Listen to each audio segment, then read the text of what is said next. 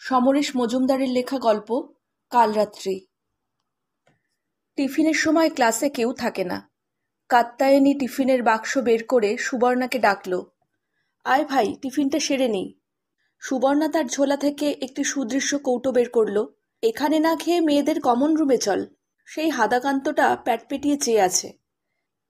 কাত্যায়নীর মুখে গরম হাওয়া লাগলো। দেখুক, এটা আমাদের ক্লাস, আমরা খাবো। দুই সুন্দরী যখন মনোযোগ দিয়ে আহার শুরু করতে যাচ্ছে, তখন কিঞ্চিত দূরে বসা শ্যামাকান্ত আর পারল না। তার বুক কেঁপে উঠল এবং দুই নাসারন্ধ্র কাঁপিয়ে বাতাস বেরিয়ে এলো। ক্লাসরুমে একটা চমৎকার গন্ধ পাক খাচ্ছে। সেই গন্ধ যেন শ্যামাকান্তের সমস্ত ইন্দ্রিয়কে আঘাত শুরু করল। শ্যামাকান্ত উঠল। তার শরীর বলবান, কিন্তু সেই সঙ্গে মেয়েদের আধিক্য থাকায় বেশি ভারী দেখায়। প্রথমে সে প্যান্ট শার্ট পরত, ইদানিং এক বন্ধুর পরামর্শে ধুতি পরে। মধু যেমন মৌমাছিকে টানে, শ্যামাকান্ত সেই মতো হাজির হলো সুন্দরীদের সামনে। আর তখনই কাত্যায়নী বলে উঠল, এই রে, সেরেছে। সুবর্ণা মুখ তুলে তাকাতেই শ্যামাকান্ত বলল, বড় মিষ্টি গন্ধ। আমাদের বাড়িতে তো আর এসব হয় না, গন্ধে গন্ধে চলে এলাম। কাত্যায়নী মুখ ঝামটা দিল। কেন হয় না? কে করবে? আমাদের বাড়ি তো মরুভূমি। মরুভূমি মানে? বলছি কি, ওটা কি ডিমের টেবিল? আঙ্গুল বাড়িয়ে সুবর্ণার কৌটো দেখালো শ্যামাকান্ত। সুবর্ণা হক চকিয়ে গেল। আপনি খাবেন? ডিম আমার খুব প্রিয়, খুব প্রিয়। আমি প্রায়ই ডিমের স্বপ্ন দেখি। ষাট ষাট ডিম, নাদুস নুদুস, নিটোল। আমি ডিমের ওপর শুয়ে আছি। আপনি শুলে কোনো ডিমই আর আস্ত থাকবে না। কাত্যায়নী মুখ ফেরালো। সুবর্ণা একটু ইতস্তত করে ডিমের ডেভিল তুলে দিল শ্যামাকান্তের হাতে। খাদ্যদ্রব্য একটি মানুষের মুখ কতটা প্রফুল্ল করতে পারে এর আগে সে জানত না। শ্যামাকান্ত চিবোতে চিবোতে অস্পষ্ট গলায় বলল, নুনটা একটু কম, কিন্তু জিনিসটা জম্পেশ। কাত্যায়নীর যেন একটা কৌতুক বোধ হলো। সে একটা বড় আবার খাবো সন্দেশ এগিয়ে দিল। মরুভূমির কথা কি যেন বলছিলেন? ততক্ষণে সন্দেশ চালান হয়ে গেছে। শ্যামাকান্তর দুই চোখ আবেগে বুজে আসছিল। কেউ নেই, শুধু বাবা দাদারা আর আমি। আমরা সবাই মামরা। বোনও নেই। রান্না করে হরিদা। পোস্তর ঘ্যাট আর ভাত। থার্ড আইটেম জানেই না। মাছও আসে না বাড়িতে, জানেন? সে কি? কেন? সুবর্ণার ঠোঁট থেকে শব্দ দুটো ছিটকে এলো। বাবা বলেন তিনি মরলে মা বিধবা হতেন। মা কি তখন মাছ খেতেন? খেতেন না। এখন মা নেই, তাই বাবা এই অনারে মাছ খাবেন না। মেজদা ঠাট্টা করে বলে, বাবার নিশ্চয়ই অল ইন্ডিয়া বিধবা অ্যাসোসিয়েশনের চেয়ারম্যান হওয়ার ইচ্ছে। কাত্যায়নী ফোঁস করল, ইস! আর কি বলবো, বাড়িতে রোজ ভোরে চিরতার জল, দুটি বিস্কুট আর হরলিক্স, নো চা, তারপর ফল, ফলের রস, তারপর পোস্ত অ্যান্ড ভাত। আর একটা মিষ্টি হবে? কথা বলতে বলতে প্রসঙ্গান্তরে চলে যাওয়া সুবর্ণা প্রথমে ধরতে পারেনি। শেষ পর্যন্ত নিজের সন্দেশটা তুলে দিল শ্যামাকান্তর হাতে। শ্যামাকান্ত বলল, আমার না কারো সঙ্গে এখনো ভাব হলো না। নতুন ক্লাস তো। কাত্যায়নী জানতে চাইল, আপনি বাড়ি থেকে টিফিন আনেন না কেন? কে করে দেবে? হরিদা টাইম পায় না। বাবা রোজ 1 করে টাকা দেয়, তা সেটা কলেজে আসার আগেই শেষ হয়ে যায়। 1 কোনো দাম আছে বলুন? দুই সুন্দরী স্বীকার করতে বাধ্য, তা নেই। পরদিন কলেজে বের হওয়ার আগে সুবর্ণা তার মাকে বলল, মা, আজ টিফিন একটু বেশি করে দিও। কেন রে? আর বলো না, আমাদের ক্লাসে এক হাদাকান্ত আছে। খাওয়ার সময় এমন জুলজুল করে চেয়ে থাকে না যে খাওয়া যায় না। সে কি রে, চেয়ে থাকে কেন? কাল আমার সব খাবার খেয়ে নিয়েছে। মা তো বেঁচে নেই, বোধহয় পেটুক। সুবর্ণার ছোট বোন শুনছিল, বলে উঠল, ওর সামনে খাস কেন? অন্য জায়গায় গিয়ে খেতে পারিস না?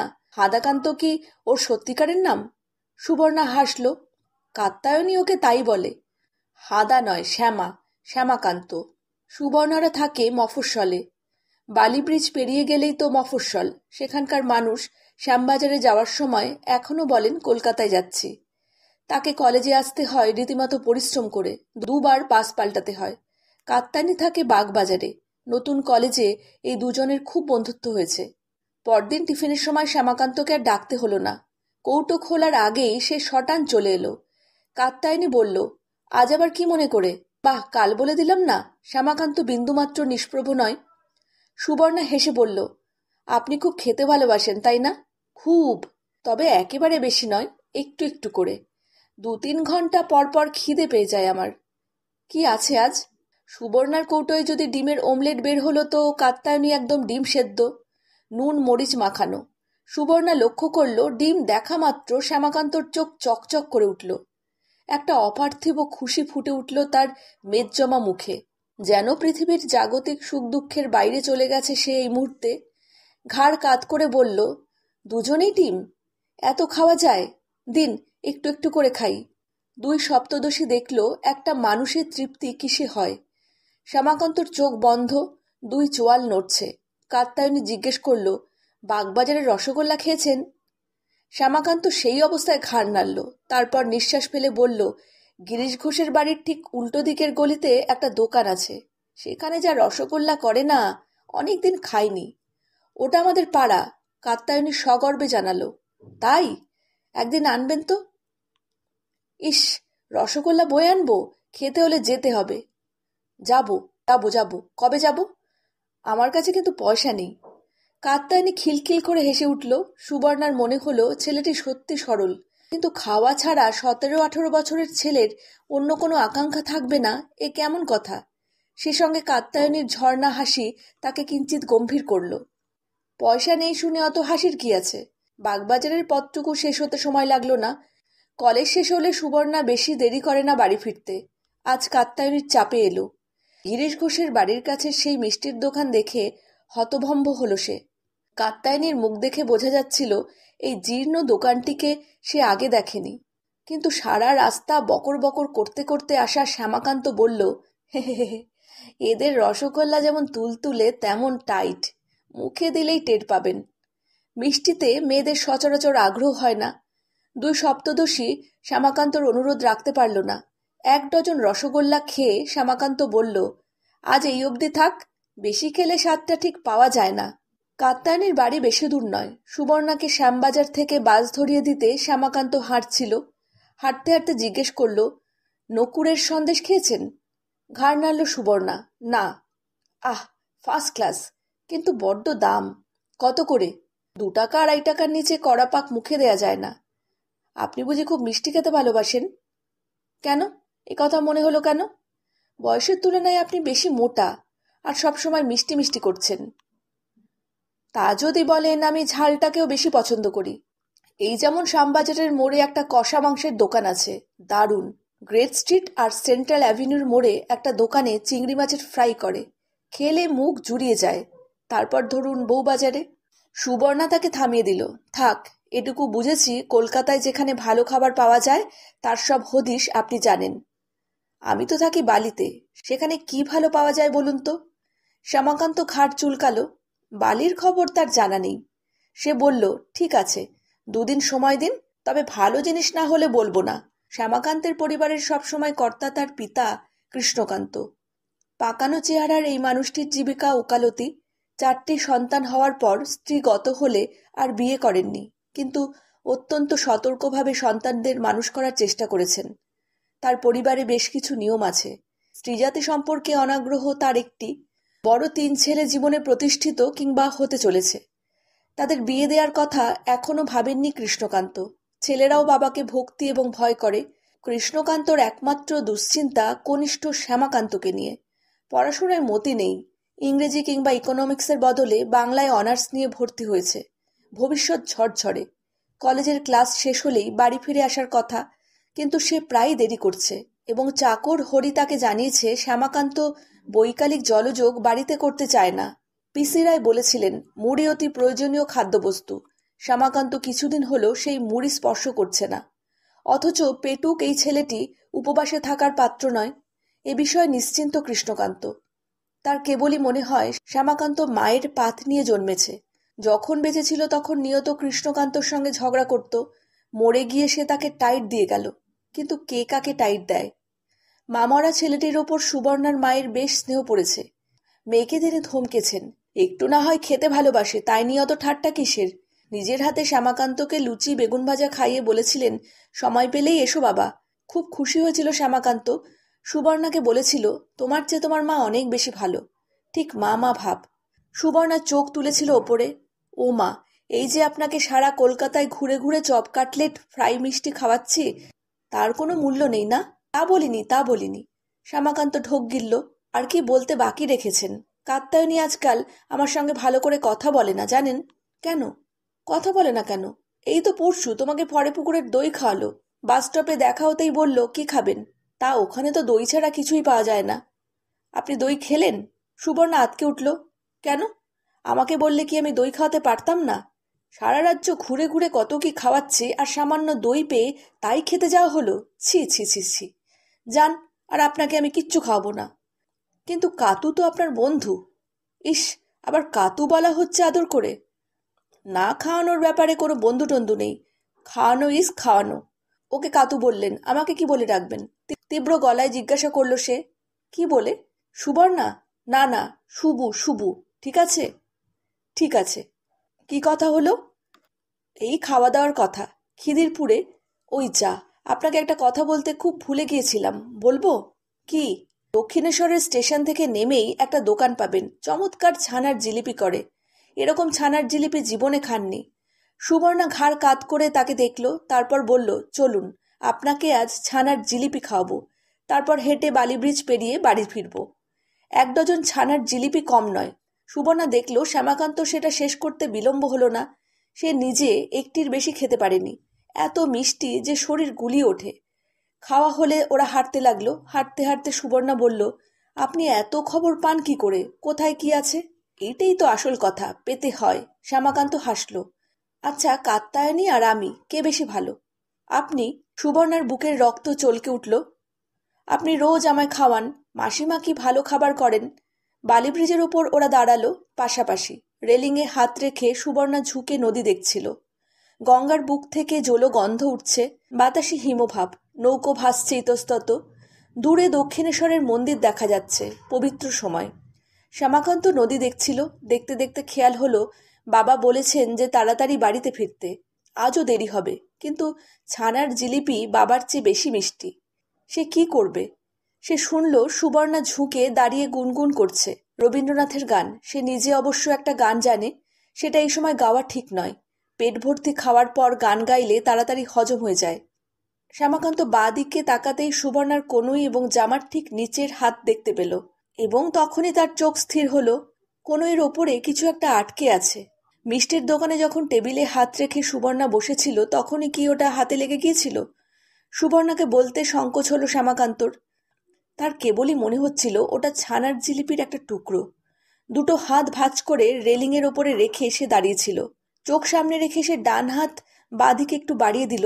না, তবু নাগাল পাওয়া যাচ্ছে না। সে আঙুলগুলো প্রসারিত করল। তারপর আরও চেষ্টার পর শরীর না নাড়িয়ে সে সুবর্ণার কনুই স্পর্শ করবার একটা কম্পন টের পেল। সেরকম সুবর্ণাও আচমকা ঘুরে সোজা হয়ে দাঁড়িয়েছে। তার চোখ মুখ আরক্ত। যথাসম্ভব দূরে সরে গিয়ে সে ফোঁস করে উঠল, আপনি আমার হাত ধরলেন যে? কি পেয়েছেন আপনি? আমি ফালতু?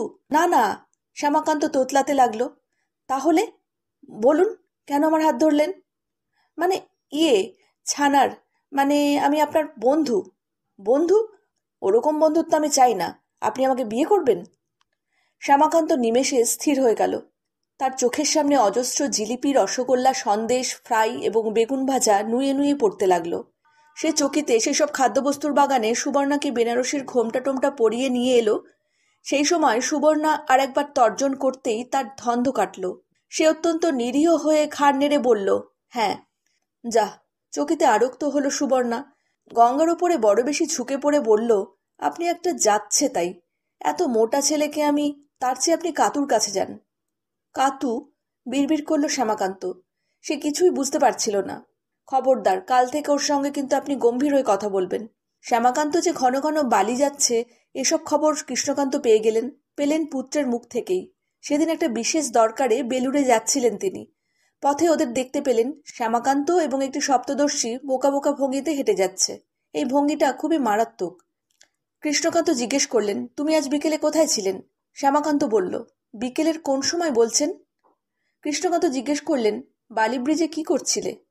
শ্যামাকান্ত বলল, বালিতে যাচ্ছিলাম বাবা। কৃষ্ণকান্ত জিজ্ঞেস করলেন, আমাকে না বলে তুমি বালিতে যাচ্ছিলে? তোমার এত পরিবর্তন! ছি ছি ছি। শ্যামাকান্ত বলল, ছি কেন বাবা, বালিতে যাওয়া কি অন্যায়? কৃষ্ণকান্ত বললেন, নিশ্চয়ই, সঙ্গে স্ত্রীলোক থাকলে তো বটেই, সেখানে তোমার কি দরকার? শ্যামাকান্ত বলল, সুবর্ণাদের বাড়ি। সুবর্ণার মা আজ আমাকে দুধ পুলি খাইয়েছে, পুলিটা যা জমেছিল না। কৃষ্ণকান্ত বললেন, সুবর্ণা, ওটি কে? শ্যামাকান্ত বলল, আমার ক্লাসে পড়ে, খুব ভালো মেয়ে। তুমি লাউ চিংড়ি খেতে ভালোবাসো শুনে বলেছে শিখে নেবে। কৃষ্ণকান্ত বললেন, চুপ করো। দেখো শ্যামা, তুমি জন্মমাত্র মাতৃহারা, আমি তোমার পিতামাতা। কখনো এইসব স্ত্রীলোকের পাল্লায় পড়ো না। নারী নরকের দাড়ি ঢুকিয়ে দিয়ে একদম দরজা বন্ধ করে দেবে। তোমার কোনো দাদা স্ত্রীলোকের ছায়া মারায়নি, তুমি 19 বছর বয়সেই আর যেন শুনি তুমি ওই মেয়েটির সঙ্গে সব সম্পর্ক ত্যাগ করেছ। এই আমার আদেশ। শ্যামাকান্ত নিষ্প্রভ হয়ে বসে রইল। সে সুবর্ণাকে বিবাহের প্রতিশ্রুতি দিয়েছে এবং প্রতিশ্রুতি দেওয়ার পর ওই বাড়িতে তার খাতির 10 গুণ বেড়ে গিয়েছে। নিত্য কত রকমের খাওয়া দাওয়া, বাবার হুকুম পালন করতে গেলে সুবর্ণকে দেওয়া প্রতিশ্রুতি তুলে নিতে হবে। ব্যাস, সঙ্গে সঙ্গে এসব খাবার দাবারও বন্ধ। শ্যামাকান্তর মন খারাপ হয়ে গেল। কৃষ্ণকান্তের বিরুদ্ধে বিদ্রোহ করার সাহস তার হচ্ছে না। সে ঠিক করল শেষবার সুবর্ণার বাড়িতে যাবে, গিয়ে বলে আসবে, আর নয়, এই শেষবার। আজ কলেজের ছুটি। কৃষ্ণকান্ত আদালতে বেরিয়ে যাওয়া মাত্র বেরিয়ে পড়ল।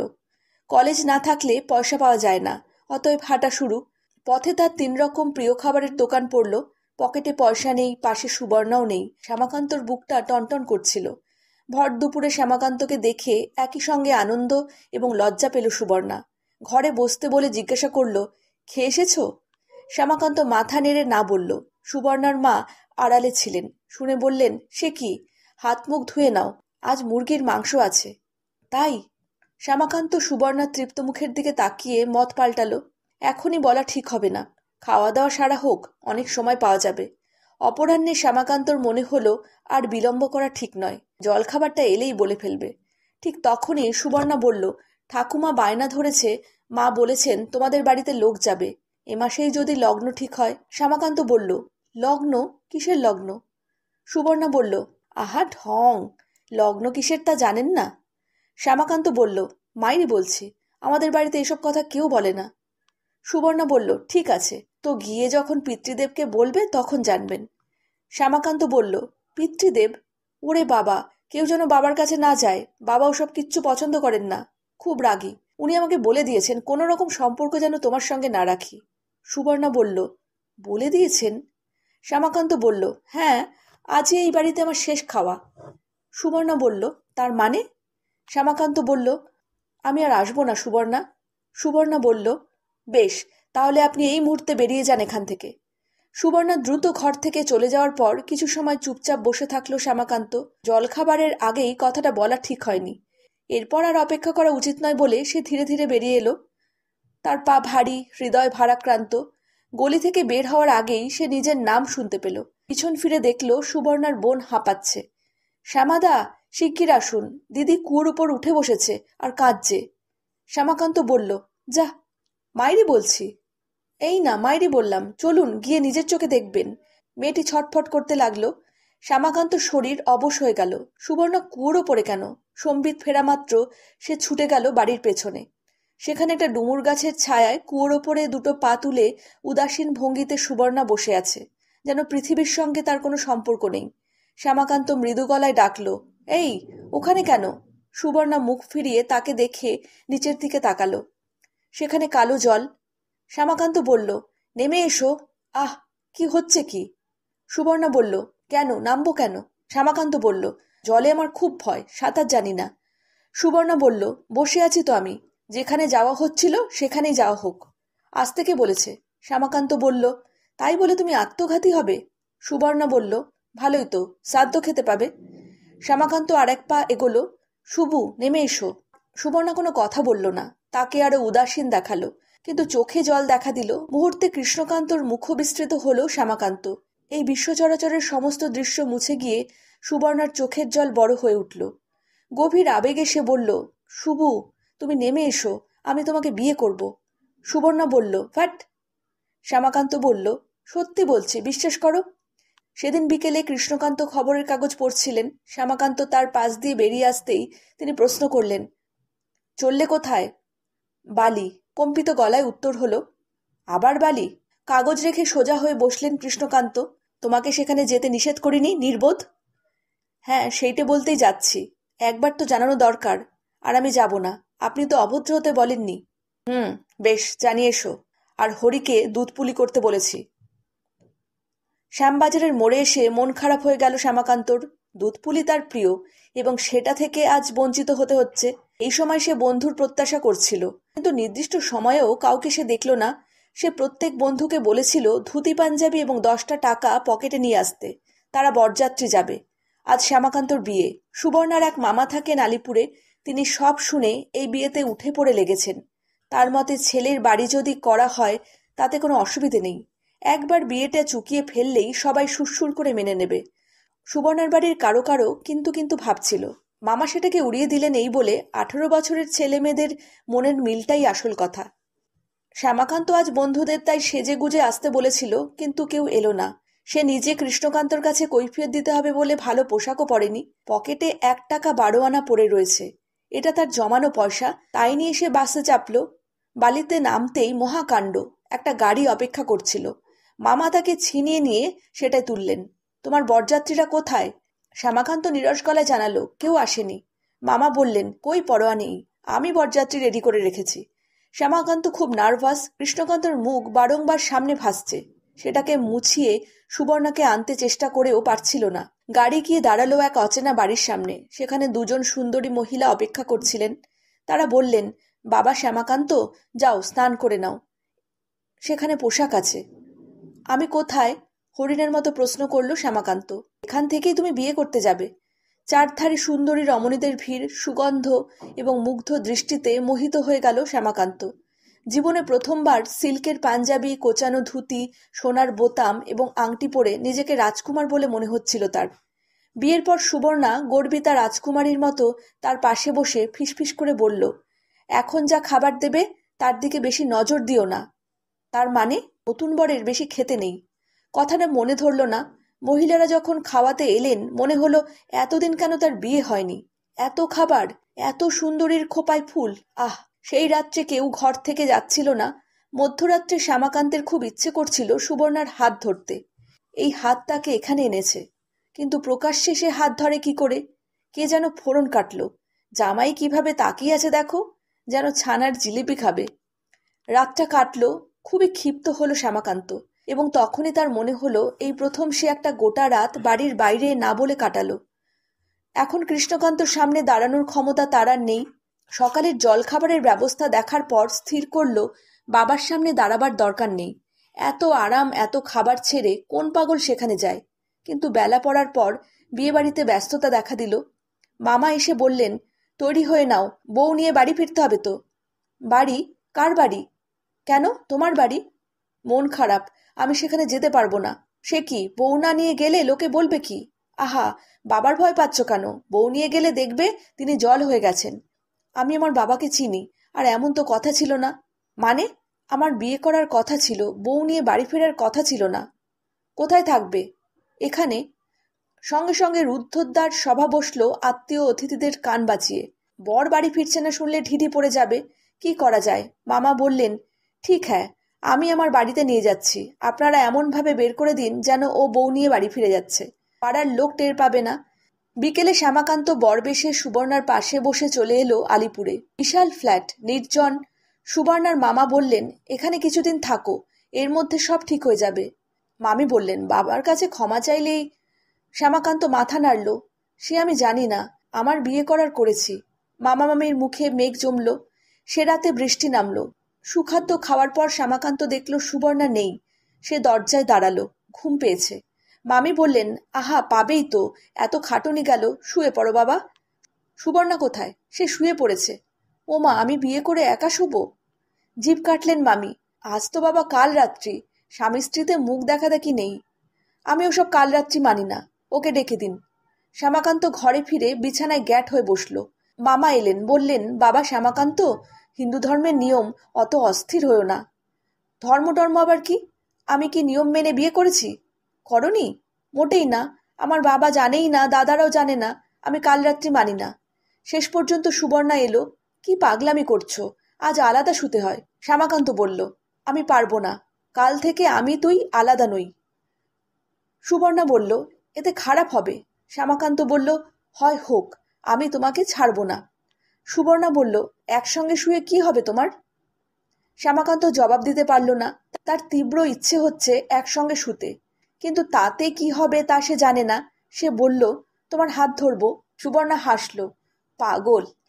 আলো নিভিয়ে সুবর্ণা বয়স্কা নারীর মতো তার পাশে শুয়ে পড়ল। বালকের ভঙ্গিতে শ্যামাকান্ত সুবর্ণার হাত দুই হাতে বুকে চেপে বলল, আহ। অতিরিক্ত চিন্তা এবং পরিশ্রমে সে অচিরেই ঘুমিয়ে পড়ল। মধ্যরাতে তার মনে হলো হাতটা নেই।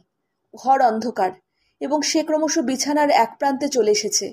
তার নিম্নভাগ ঝুলছে এবং বিছানার ওধার থেকে তীব্র নাসিকা গর্জন ভেসে আসছে। সে দুহাতে সুবর্ণাকে জড়িয়ে ধরে মুখের কাছে মুখ নিয়ে বলতে গেল, মেয়েদের নাক ডাকতে নেই। কিন্তু সেই মুহূর্তে সে একটা পুরুষ্টু গোপের খোঁচা পেল। সুবর্ণা নেই, দরজা খোলা। তার বিকল্প মামা ঘুমের ঘোরে মামিকে উদ্দেশ্য করে বললেন, আহ, বিরক্ত করো না। সমরেশ মজুমদারের লেখা গল্প কালরাত্রি এখানেই শেষ হলো। যদি আমার গল্প পাঠ আপনাদের ভালো লেগে থাকে, লাইক, শেয়ার, কমেন্ট আর সাবস্ক্রাইবের মাধ্যমে চ্যানেলটির সাথে অবশ্যই থাকবেন।